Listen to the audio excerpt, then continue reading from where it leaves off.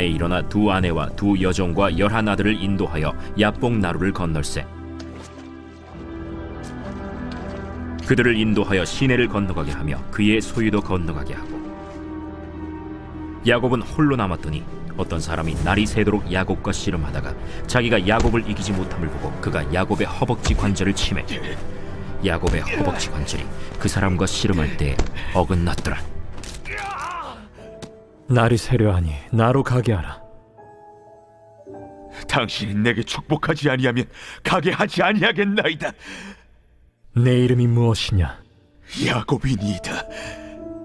내 이름을 다시는 야곱이라 부를 것이 아니요 이스라엘이라 부를 것이니 이는 내가 하나님과 및 사람들과 겨루어 이겼음이니라.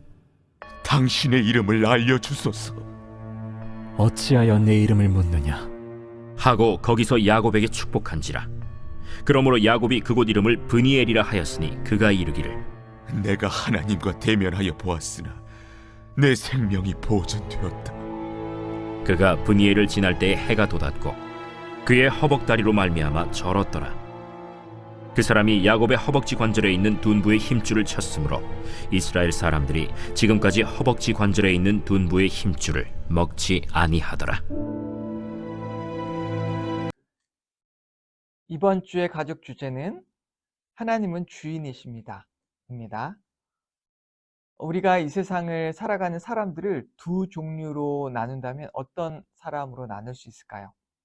네, 굳이 나누자면 두 종류로 나눌 수 있을 것 같습니다. 하나는 하나님께 속한 하나님의 자녀인 사람들과, 그리고 또 하나는 이 세상에 속한 세상의 자녀라고 말할 수 있는 것이죠. 가장 큰 차이점은 무엇을 믿느냐라는 것에 차이가 있습니다.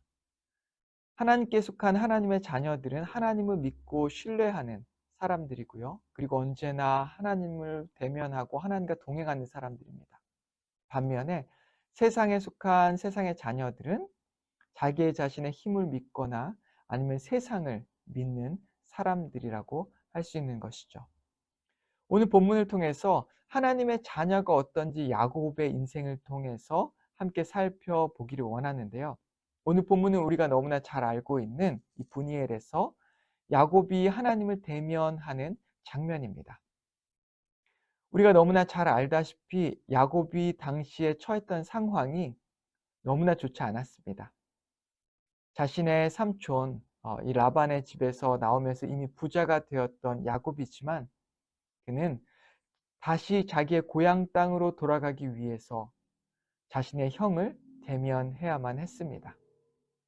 그의 형은 어떤 존재입니까? 그가 태어나면서부터 자신에게 있어서 그가 넘을 수 없는 큰 산과 같은 존재였습니다.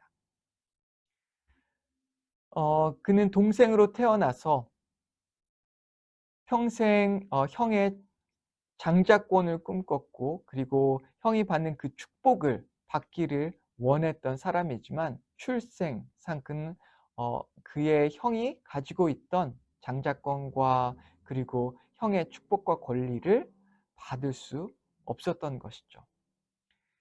그는 그것을 얻기 위해서 형을 속였고 또한 아버지를 속여서 그로 말미암아 형의 분노를 사서 자신을 죽이려고 하는 형을 피해서 삼촌이 있는 하란 땅으로 도망가게 된 것을 우리가 너무나 잘 알고 있습니다.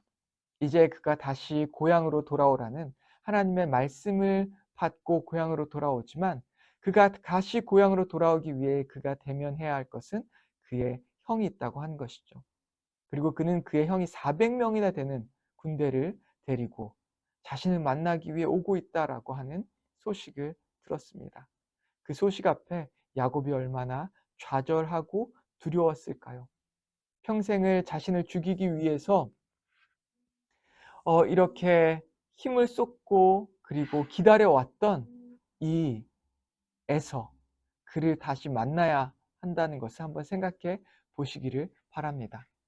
굉장히 야곱은 두려웠을 것 같습니다. 그런데 오늘 본문을 읽어보면 갑자기 이 야곱의 이 상황이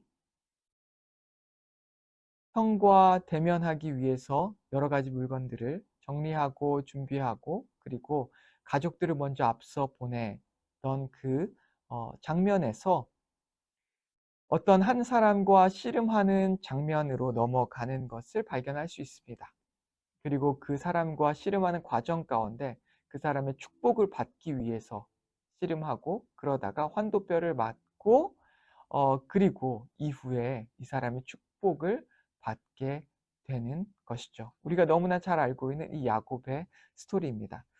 오늘 본문 말씀을 함께 읽어보겠는데요.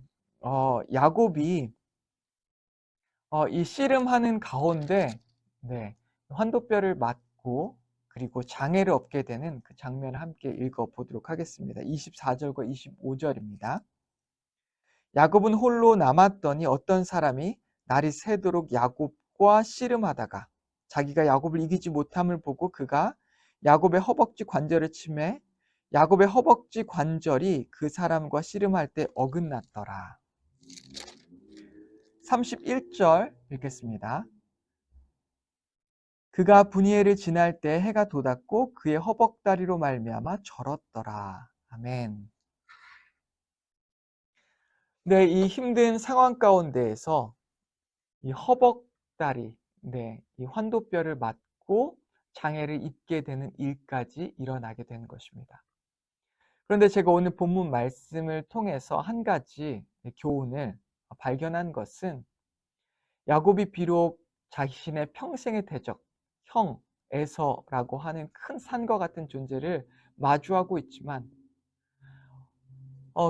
이 본문의 장면이 한 사람, 하나님의 사자로 보이는 하나님의 사자와 씨름하는 장면으로 넘어가 그는 그 하나님의 사자와 대면하는 것에 모든 힘과 에너지를 쏟고 있는 것을 발견합니다. 그리고 그 일을 통해서 그는 새 이름을 얻게 되는데요. 이스라엘이라고 하는 이름을 받게 됩니다. 우리의 인생도 이와 같습니다. 비록 우리 인생 가운데 문제와 어려움은 끊이지 않고 계속해서 우리를 찾아옵니다.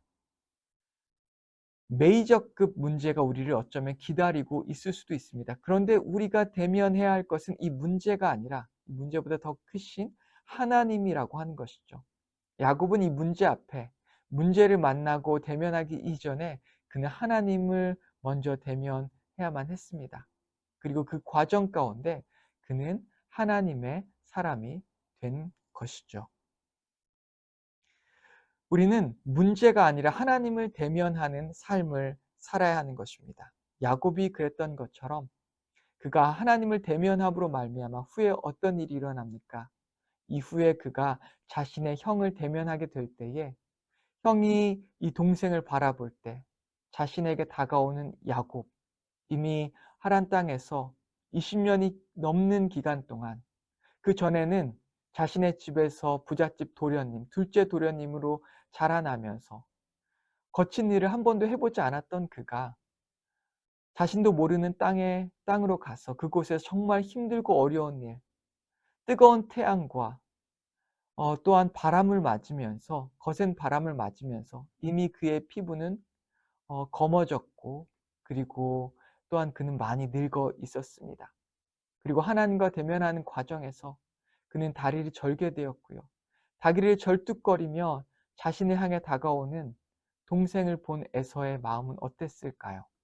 그의 마음은 이미 하나님께서 그의 마음을 다 만져주셨기 때문에 긍휼한 마음과 또한 자비한 마음과 사랑의 마음으로 자기 동생에게 달려가 그 동생을 부둥켜 안고 눈물을 흘리게 된 것이죠. 이 모든 문제의 해결에 앞서서 야곱은 하나님을 대면함으로 말미암아 그의 문제가 해결되어졌다는 것을 우리는 본문을 통해서 발견하게 된 것입니다. 그리고 이후에 그는 어쩌면 평생을 절뚝거리면서 살아야 하는 인생이 되었지만 그는 절뚝거리는 장애를 통해서 어쩌면 하나님을 더 의지하게 된 사람이 될 수밖에 없었던 것이죠. 우리의 인생도 마찬가지입니다. 어쩌면 정말 많은 문제들이 우리를 기다리고 있는지도 모릅니다. 메이저급 문제가 바로 우리 앞에 있는지도 모릅니다. 하지만 우리가 대면해야 할 것은 문제가 아니라 하나님이라고 하는 사실입니다.